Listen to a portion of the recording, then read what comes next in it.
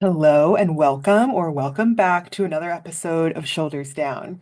My name is Leah Kern. I'm an anti-diet dietitian, certified intuitive eating counselor, and on Shoulders Down, I'm here to help you navigate your way through finding food freedom, peace with your body, and ultimately living a life where food doesn't take up all your brain space because you have so many more important and interesting things to be thinking about. In this episode, we're going to talk about the difference between mental restriction and physical restriction, and we're going to really dig into this question, which is, are you actually giving yourself permission to eat? We'll cover what is mental restriction versus physical restriction, how this manifests. I'll talk about some client stories.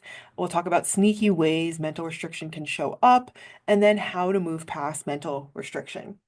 With that, let's dive right in. This is going to be a little bit of a shorter episode, but it's a really important topic that I wanted to just zero in on because it's something I see people getting stuck on very often.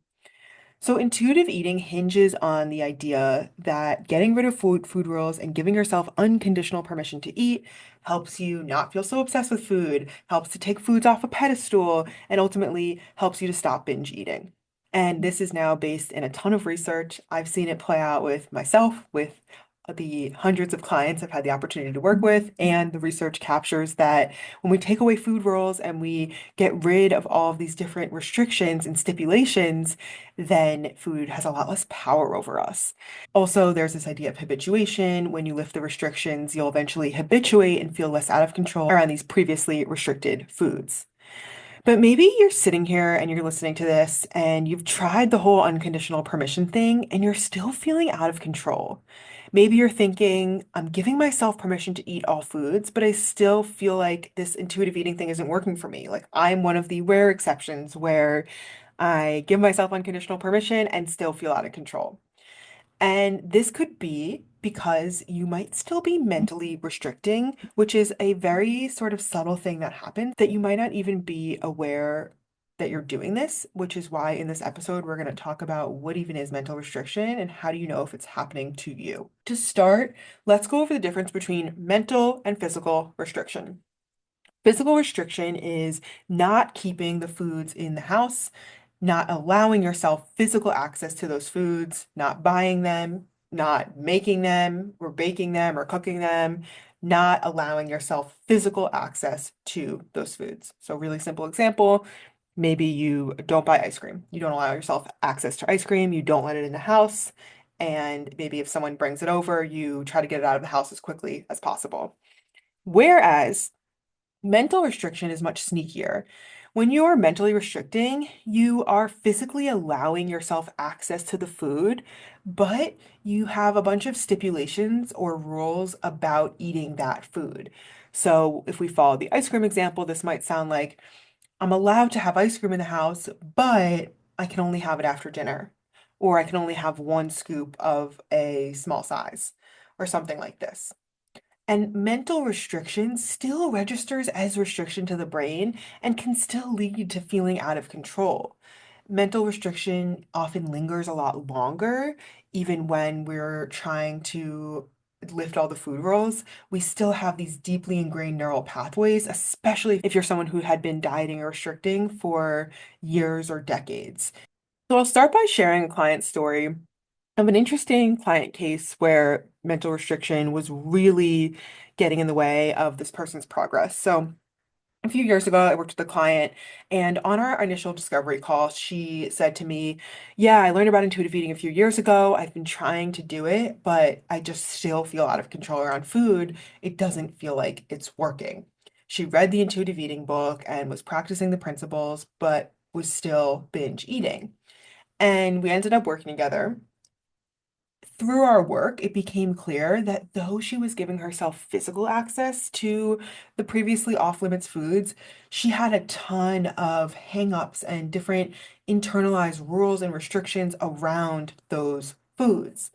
So that was causing her to feel this scarcity mindset and to feel out of control. And it was ultimately still causing the behaviors of binging and obsessing. So for her, that was really frustrating because she was like, why isn't this intuitive eating thing working for me? It works for other people, but I'm running into this roadblock and she just didn't know why. And through our work together, we uncovered like these kinds of rules that she had, which sounded like, okay, I'm only allowed to have one sweet thing a day, or I'm only allowed to have bread with one meal, but I can't have it with multiple meals. Or if I do have ice cream, then it's only can be on the weekends. Like these types of rules that she didn't even realize were rules because she was like, hey, I'm letting myself have bread, I'm letting myself have ice cream. So, like, what's the big deal?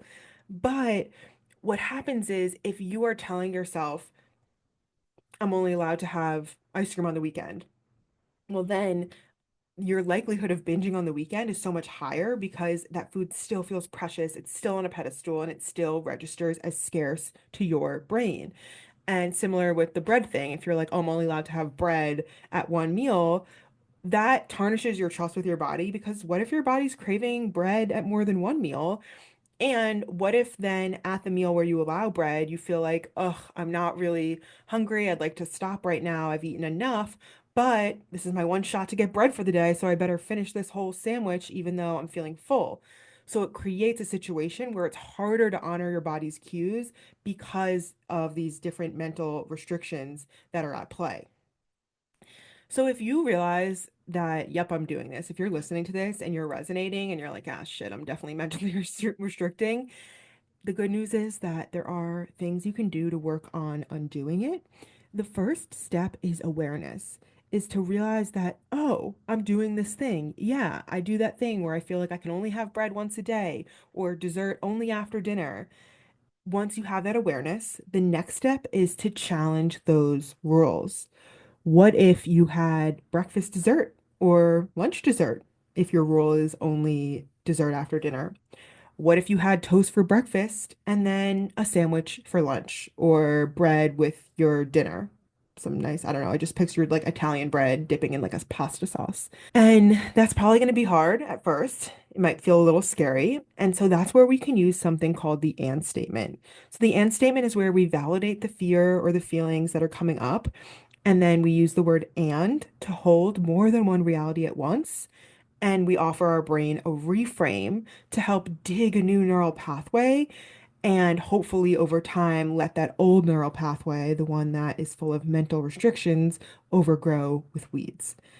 So the and statement might sound like, say, the thing that you're trying to challenge is the bread twice a day thing or more than once a day. Maybe that's bringing up some fear, some guilt, some shame. So, how the and statement would sound is I'm feeling fear, guilt, and shame. It's valid to feel this way because this is an old rule that I have deeply ingrained.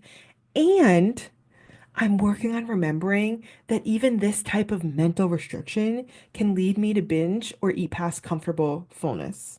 Another option for a reframe is something like, I'm feeling fear, shame, and guilt. It's valid to feel that way. And I'm working on remembering that challenging this type of mental restriction is an important part of finding true food freedom.